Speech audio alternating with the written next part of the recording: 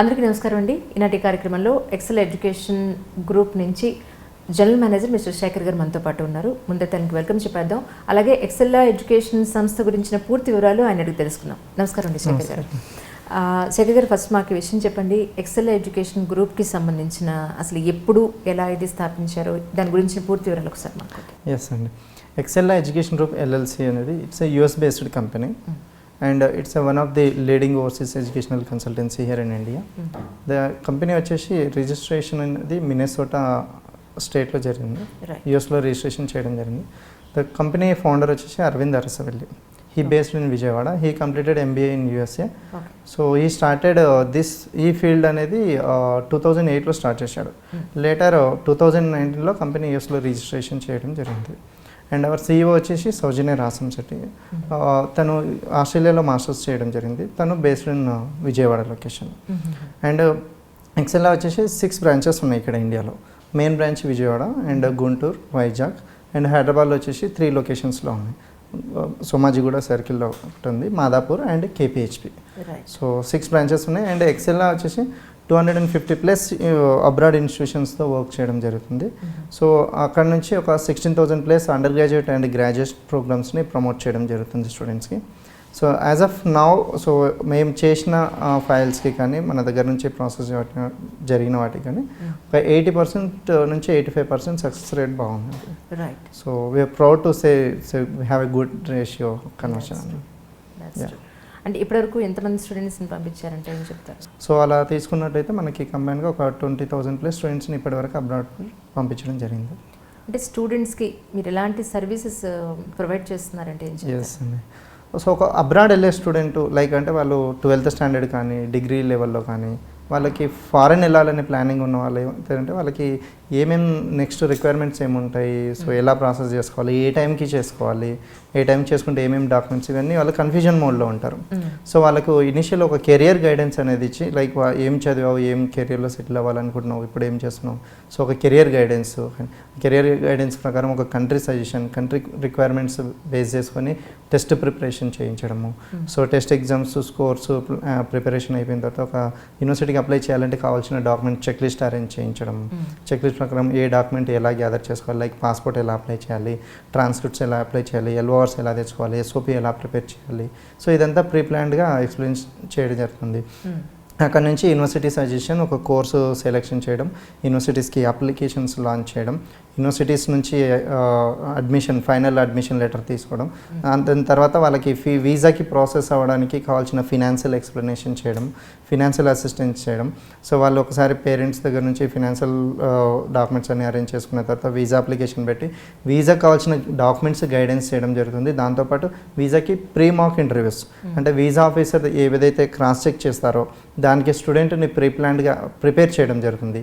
అక్కడ ఏమేమి క్వశ్చన్స్ అడుగుతారో వాటికి రిలేటెడ్ క్వశ్చన్స్ మనమే అడిగి స్టూడెంట్ ఒక ప్లాన్డ్గా ప్రిపేర్ చేసి వీసాకు పంపించడం జరిగింది. వీసా అప్రూవల్ అయిన స్టూడెంట్స్కి ప్రీ డిపార్చర్ సర్వీస్ ఉంటుంది.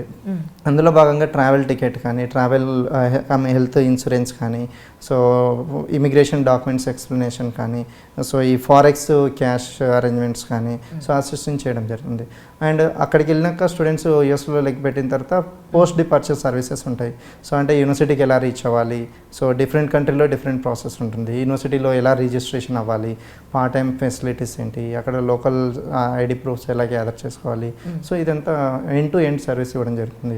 అండ్ USA అండ్ కెనడాలో తీసుకున్నట్టయితే మనం మాస్టర్స్ అయిపోయిన వాళ్ళకి ఒక టెక్నాలజీ గెయిన్ చేసుకోవడానికి వాళ్ళకి ట్రైనింగ్స్ ఇచ్చి ఎంప్లాయ్మెంట్ ఆపర్చునిటీస్ కూడా ప్రొవైడ్ చేయడం జరుగుతుంది. ఓకే. అంటే స్టూడెంట్స్కి మీకు సూటబుల్ అయ్యే ఎడ్యుకేషన్ క్వాలిఫికేషన్ కానీ లేదంటే స్కోర్ ఇంప్రూవ్ చేసుకోవడానికి ఏం చేయాలని పూర్తి స్థాయిలో మీ దగ్గర నుంచి అడ్వైస్ చేయడం జరుగుతుంది. కంపల్సరీ జరుగుతుందండి. ఈ టెస్ట్ ఎగ్జామ్స్ ఏంటంటే మెయిన్గా ఇంగ్లీష్ ప్రొఫిషియన్సీ అనేది కామన్ ఎగ్జామ్ ఫారెన్ వెళ్ళడానికి. అందులో భాగంగా IELTS, TOEFL, PT, ITEP and dealing different test exams ఉన్నాయి. అండ్ మేనేజ్మెంట్ రిలేటెడ్ కోర్సెస్ వెళ్ళాలనుకున్న వాళ్ళకి GRE, GMAT రిక్వైర్మెంట్ ఉంది. అండ్ అండర్ గ్రాడ్యుయేట్ చదవాలనుకున్న వాళ్ళకి SCET, SAT కానీ ACT రిక్వైర్మెంట్స్ ఉన్నాయి. సో ఇవి ఏ టైంలో తీసుకోవాలి, వాళ్ళు ఏ టైంలో తీసుకుంటే వాళ్ళకి మంచి స్కోర్స్ వస్తాయి, ఎంత ప్రీ ప్లాన్డ్గా ప్లాన్ చేసుకుంటే మంచి యూనివర్సిటీలో అడ్మిషన్ వస్తుంది అనేది బేస్ చేసుకొని సో వాళ్ళకి test preparation and test guidance కూడా చేయడం జరుగుతుందండి.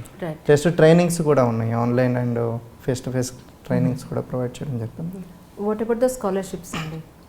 యా, ఇండియన్ స్టూడెంట్స్కి ఏంటంటే ఫారెన్ వెళ్ళే వాళ్ళకి ఫారెన్లో యూనివర్సిటీలో అప్లై చేస్తే ఇండియన్ స్టూడెంట్స్ యూనివర్సిటీస్లో అప్లై చేసిన తర్వాత వాళ్ళకి యూనివర్సిటీస్ నుంచి వాళ్ళకి అకాడమిక్ ఎక్సలెన్స్ కానీ సో డీన్ స్కాలర్షిప్ అని కానీ ఓకే సో ఇదేంటి మెరిట్ బేస్డ్ స్కాలర్షిప్స్ కానీ సో గ్రాడ్యుయేట్ అసిస్టెంట్షిప్ కానీ ఇదేంటంటే వాళ్ళ ప్రొఫైల్ని బేస్ చేసుకొని యూనివర్సిటీలో స్కాలర్షిప్స్ అప్లికేబుల్ అవుతాయి.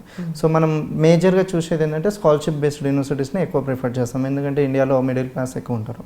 సో వాళ్ళకి చాలా హెల్ప్ఫుల్ అవుతుంది స్కాలర్షిప్స్ అనేది. దానికి ఎంత ప్రీ ప్లాన్గా అంటే ఒక 6 months నుంచి 8 months ప్రీ ప్లాన్గా అప్లై చేసినట్టయితే వాళ్ళకి స్కాలర్షిప్స్ ఎలిజిబిలిటీ ఉంటుంది. సో దానికి కావాల్సిన రిక్వైర్మెంట్స్ కూడా వాళ్ళకి ఎక్స్ప్లెయిన్ చేయడం జరుగుతుంది. దాంతోపాటు మనకి లోకల్ గవర్నమెంట్స్, తెలంగాణ గవర్నమెంట్ కానీ ఏపీ గవర్నమెంట్ కానీ ఫారెన్ ఎడ్యుకేషన్కి స్కాలర్షిప్స్ అనౌన్స్ చేయడం జరుగుతుంది. వాటికి ఏ టైంలో అప్లై చేయాలి, ఎలా అప్లై చేయాలి అనేది సజెషన్ ఇవ్వడం జరుగుతుందండి. టెస్ట్ స్టూడెంట్కి ఈజీగా అడ్మిషన్ రావాలి అని అంటే మీరు ఇచ్చే అడ్వైస్ ఏంటి? సో ఒక స్టూడెంట్ ఈజీగా అడ్మిషన్ తెచ్చుకోవాలి అని అనుకుంటే వాళ్ళు మనం అనుకున్నట్టుగా వాళ్ళు పర్షింగ్లో ఉన్నప్పుడు అంటే ఎడ్యుకేషన్ గ్యాప్ అనేది క్రియేట్ అవ్వకుండా ఒకవేళ ఎడ్యుకేషన్ అయిపోయి ఎంప్లాయ్మెంట్ చేసుకుంటున్న వాళ్ళైతే వాళ్ళకి ఏమేమి రిక్వైర్మెంట్స్ ఏ టైంకి మీట్ అవ్వాలనేది చెప్తాము. సో వాళ్ళకి కూడా ఏంటంటే కంపెనీలో రిజిగ్నేషన్ పెట్టుకోవాల్సి ఉంటుంది ఎంప్లాయ్మెంట్ హోల్డర్స్ అయితే. సో వాళ్ళకి 3 months ప్రియర్గా కంపల్సరీ వీసా వాళ్ళ చేతిలో ఉండాలి. సో అలా ఒక డైరెక్ట్ స్టూడెంట్ అయితే ఎగ్జామినేషన్స్ అండర్ గ్రాడ్యుయేట్ స్టడీస్ అవ్వగానే గ్యాప్ క్రియేట్ అవ్వకుండా సో వాళ్ళు 4th year ఫస్ట్ సెమిస్టర్లోనే ఉండగానే టెస్ట్ ఎగ్జామ్స్ ప్లాన్ చేసినట్టయితే సో వాళ్ళకి ప్రీ ప్లాన్డ్గా అప్లై చేసుకున్నట్టయితే వాళ్ళకి ఇన్ టైంలో అడ్మిషన్ వస్తుంది. ఇన్ టైంలో అడ్మిషన్ రావడం ఏంటంటే కొంచెం స్కాలర్షిప్స్ కూడా వచ్చే అవకాశాలు ఎక్కువ ఉంటాయి. సో అలా వచ్చినట్టయితే స్టూడెంట్ టెన్షన్ పడకుండా వీసాకి కూడా ఇన్ అడ్వాన్స్గా ప్రిపేర్ అవుతాడు. సో పేరెంట్స్కి కూడా ఎవరైతే ఫినాన్షియల్ అరేంజ్ చేసుకోవాలో సో వాళ్ళకు కూడా కొంచెం టైం ఉంటుంది కనుక వాళ్ళు కూడా అరేంజ్ చేసుకోవడానికి టైం ఉంటుంది. సో దానికోసం మనం ఏం గైడ్ చేస్తామంటే ఎవరైతే స్టూడెంట్ పర్షింగ్లో ఉంటాడో ఆ పర్షింగ్ చదువుతున్నప్పుడు అంటే లాస్ట్ సెమిస్టర్ చదువుతున్నప్పుడే ఈ టెస్ట్ ప్రిపరేషన్ అనేది ప్లాన్ చేసుకొని డాక్యుమెంట్స్ ప్రిపరేషన్ చేసుకొని అప్లై చేసినట్టయితే వాళ్ళకి ఈజీగా అంటే ఇన్ టైంలో అడ్మిషన్ వచ్చే అవకాశం ఉంటుంది. యూనివర్సిటీస్ దగ్గర కూడా డెడ్ లైన్స్ టైంకి వెళ్ళేసరికి ఫ్లో ఎక్కువ ఉండడం వల్ల అడ్మిషన్ డిలే అయ్యే అవకాశం ఉంటుంది. సో కొంచెం ఇన్ అడ్వాన్స్గా పెట్టుకున్నట్టయితే వాళ్ళకి ఈజీగా అడ్మిషన్ వస్తుంది. ఈ వీసా కూడా అలాగే పడుతుంది. సో ఇన్ టైంలో వీసాకి అంటే స్టూడెంట్ టెన్షన్ ఉండదు, లాస్ట్ మూమెంట్ వస్తే టెన్షన్ అవుతుంది. సో మనం ఇన్ అడ్వాన్స్ వెళ్తే టెన్షన్ ఉండదు. ప్రిపరేషన్ కూడా మంచిగా ఇన్ టైంలో 1-2 సార్లు ప్రిపేర్ అయ్యి వెళ్తే మంచిగా వీసా కూడా వచ్చేస్తుందండి. అంటే ద బెస్ట్ స్పాన్సర్షిప్స్ అని అంటే మీరు ఏం చెప్తారు? ఈ ఫినాన్షియల్ పాయింట్ ఆఫ్ వ్యూలో తీసుకున్నట్టయితే ఒక ఫారెన్ వెళ్ళే స్టూడెంట్కి డిఫరెంట్ కంట్రీస్కి డిఫరెంట్ రిక్వైర్మెంట్స్ ఉంటాయి మ్యామ్. సో మనం తీసుకున్నట్టయితే ఒక స్టూడెంట్ ఫారెన్ వెళ్ళే వాళ్ళకి ఒక స్పాన్సర్షిప్ లెటర్ కావాలి అని అనుకుంటే అఫీషియల్ బ్యాంక్ నుంచి వచ్చినట్టయితే స్ట్రాంగ్ ఎవిడెన్స్ కింద ఉంటుంది కనుక బ్యాంక్ ఎడ్యుకేషనల్ లోన్ అయితే ఫస్ట్ ప్రయారిటీ ఇవ్వచ్చు మ్యామ్. దాని తర్వాత పేరెంట్స్ లైక్ ఫాదర్ కానీ మదర్ కానీ వాళ్ళ సోర్స్ ఆఫ్ ఫండింగ్ చూపించుకున్నట్టయితే వాళ్ళది అప్లికేబుల్ అంటే వీసా వచ్చే ఛాన్సెస్ ఎక్కువ ఉంటాయి. ఇంకా లీస్ట్ కేసులో స్టూడెంట్ ఒకవేళ తను ఎంప్లాయ్మెంట్ చేస్తూ ఉండి ఒక లాస్ట్ 2-3 years కానీ ఎంప్లాయ్మెంట్ ఉండి సో వాళ్ళు ఏదైనా సేవింగ్స్ వాళ్ళు సేవ్ చేసుకున్నట్టయితే వాళ్ళు అలా కూడా చూపించుకోవచ్చు. ఎనీహో మనకి ఏంటంటే గవర్నమెంట్ నుంచి లైక్ బ్యాంక్ నుంచి కానీ ఏదైనా ఆర్గనైజేషన్ నుంచి స్పాన్సర్షిప్ లెటర్స్ కానీ ఉన్నట్టయితే వాళ్ళకి వీసా ఛాన్సెస్ ఎక్కువ ఉంటాయి. అంటే ఎంఎస్ తర్వాత ఏం చేస్తూ ఉంటారండి అక్కడ? ఇప్పుడు అది స్టూడెంట్ పైన డిపెండ్ అయి ఉంటుంది ఫ్యాక్ట్. యాక్చువల్గా స్టూడెంట్కి కెరియర్లో ఎలా సెటిల్ అవ్వాలి, ఏం చేయాలనే దానిపైన కొందరు స్టూడెంట్స్ ఏం చేస్తారంటే ఎంఎస్ చేసుకొని బ్యాక్ వచ్చి ఇండియాలో సెటిల్ అవుతారు. కొందరు ఏంటంటే ఫారెన్లో సెటిల్ అవ్వాలని చూస్తారు. అలాంటి వాళ్ళకి ఏంటంటే అక్కడ వెళ్ళాక లైక్ మనం కెనడా తీసుకున్నట్టయితే ఎంఎస్ చేసిన వెంటనే వాళ్ళకి పోస్ట్ స్టడీ వర్క్ పర్మిట్ ఉంటుంది. సో ఆ పీరియడ్లో వాళ్ళు ఎంప్లాయ్మెంట్ తీసుకోవచ్చు, జాబ్స్కి అప్లై చేసుకొని ఎంప్లాయ్మెంట్ తెచ్చుకున్నట్టయితే వర్క్ పర్మిట్ వీసా చేంజ్ అవుతుంది. సో అక్కడ ఒక మినిమం 5-6 years వర్క్ చేసుకున్నట్టయితే వాళ్ళు పిఆర్ కూడా అప్లై చేసుకోవచ్చు, అంటే సెటిల్మెంట్ అవ్వచ్చు. లైక్ యూఎస్లో తీసుకున్నట్టయితే ఎంఎస్ అవగానే వాళ్ళకు అక్కడ 2 different ప్రోగ్రామ్స్ ఉంటాయి. STEM based programmes, non STEM programmes ఉంటాయి. స్టెమ్ ప్రోగ్రామ్స్ వచ్చేసి ఈ ఇంజనీరింగ్ అండ్ టెక్నాలజీ, మ్యాథమెటిక్స్ సంబంధించిన, సైన్స్ సంబంధించిన సబ్జెక్ట్స్ ఏవైతే ఉంటాయో వీళ్ళకి వచ్చేసి 2 years స్టడీస్ ఉంటాయి, 3 years ఓపీటీ ఉంటుంది. ఆ టైంలో వాళ్ళు టెక్నికల్గా, ప్రాక్టికల్గా కూడా వాళ్ళు స్కిల్స్ గెయిన్ చేసుకొని ఎంప్లాయ్మెంట్కి అప్లై చేసుకోవడానికి ఆపర్చునిటీస్. ఆ టైంలో మన కంపెనీ నుంచి కూడా వాళ్ళకి కొంచెం ఇంకా బూస్టప్ చేయడానికి ట్రైనింగ్స్ అంటే టెక్నాలజీ పరంగా ట్రైనింగ్స్ కూడా ప్రొవైడ్ చేయడం జరుగుతుంది. వాళ్ళు అక్కడ ఎంప్లాయ్మెంట్ చేసుకోవచ్చు. ఇంకా కొందరు ఏంటంటే ఎడ్యుకేషన్ పరంగానే సంథింగ్ వాళ్ళు ఏదైనా డెవలప్ చేయాలి, సో రీసెర్చ్ చేయాలి అనుకున్న వాళ్ళు ఉంటే పిహెచ్డి కూడా చేసుకోవచ్చు. అక్కడే పిహెచ్డి అప్లై చేసుకునేటప్పుడు వాళ్ళకి అడిషనల్గా రిక్వైర్మెంట్స్ ఏమి ఉండవండి. శేఖర్ గారు, మీరు ఈ ఎక్సెల్ ఎడ్యుకేషన్ సంస్థని ఎందుకు చూస్ చేసుకున్నారంటే ఏం చెప్తారు? సో స్టూడెంట్స్ ఎవరైతే ఫారెన్ వెళ్ళాలనుకుంటున్నారో, స్టూడెంట్స్ కానీ పేరెంట్స్ కానీ, సో ఒక కన్సల్టెన్సీని రీచ్ అయ్యేటప్పుడు కన్సల్టెన్సీకి సర్టిఫికేషన్స్ ఉన్నాయా, సో వాళ్ళు జెన్యున్గా ప్రాసెస్ చేస్తున్నారా, so the quality of service ఇస్తున్నారా, సో ఇస్తే స్టూడెంట్స్ యొక్క ఫీడ్బ్యాక్ ఎలా ఉంది, సో వాళ్ళకి ఏమేమి సర్టిఫికేషన్స్ ఉన్నాయి, ఇవన్నీ డిపెండ్ అయి ఉంటాయి. సో మనకి ఎక్సెల్ లాక్ వచ్చేస్తే అది ఏఆర్సి సర్టిఫైడ్. ఈ సర్టిఫికేషన్ అనేది ఊరికే ఇవ్వరు మేడం.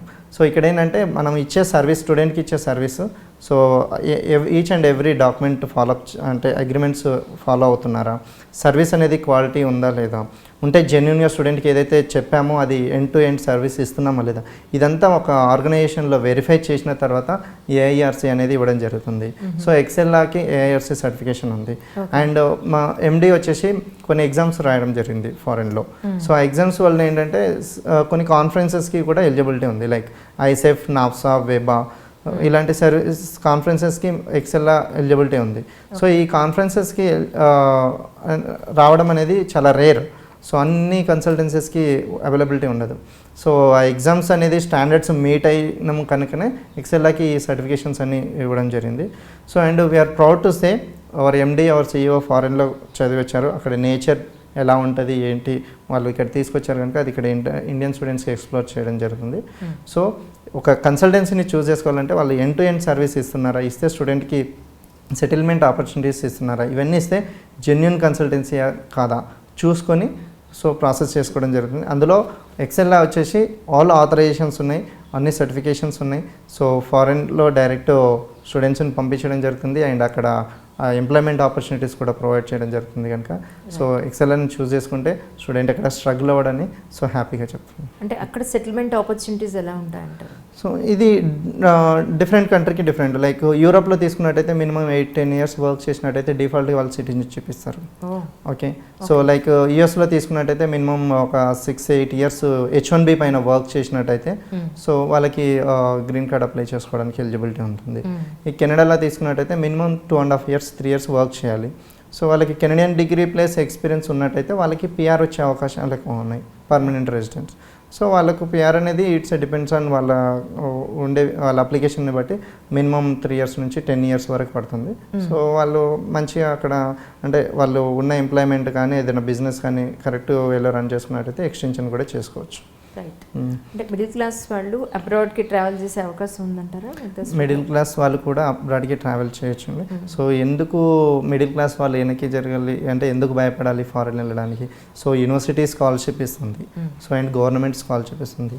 ఎవరు ఫారెన్కి ఎలిజిబిలిటీ లేదు అని చెప్పడానికి లేదు. ఎక్కడైనా వాళ్ళు ఎడ్యుకేషన్ పరంగా ఫెయిల్ అయి ఉంటే తప్ప సో ఎవ్రీవన్ ఎలిజిబిలిటీ. అండ్ ఈ మిడిల్ క్లాస్ ఫ్యామిలీ వాళ్ళు ఏంటంటే స్టూడెంట్స్ కొంచెం ఎడ్యుకేషన్ పరంగా కొంచెం మంచిగా స్కిల్స్ తెచ్చుకొని కొంచెం అకాడమిక్ పరంగా కొంచెం మంచి స్కోర్ తెచ్చుకుని ఈ టెస్ట్ ఎగ్జామ్స్ పరంగా కొంచెం మంచి స్కోర్ తెచ్చుకున్నట్టయితే వాళ్ళకి 50% స్కాలర్షిప్ వచ్చే అవకాశాలు ఉన్నాయి.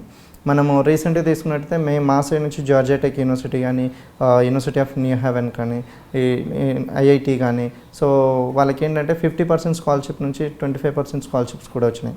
వాళ్ళకి 10 lakhs for year tuition fee అయ్యే దగ్గర సో 5 lakhs 2.5 lakhs మాత్రమే కట్టాల్సి వస్తుంది.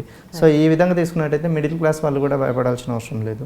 అండ్ ఫారెన్ వీసా వచ్చి ఫారెన్కి వెళ్ళి యూనివర్సిటీలో రిపోర్ట్ అయిన వాళ్ళకి ఇక్కడ లోకల్ గవర్నమెంట్ కూడా తెలంగాణ గవర్నమెంట్ 10 lakhs అనౌన్స్ చేస్తుంది.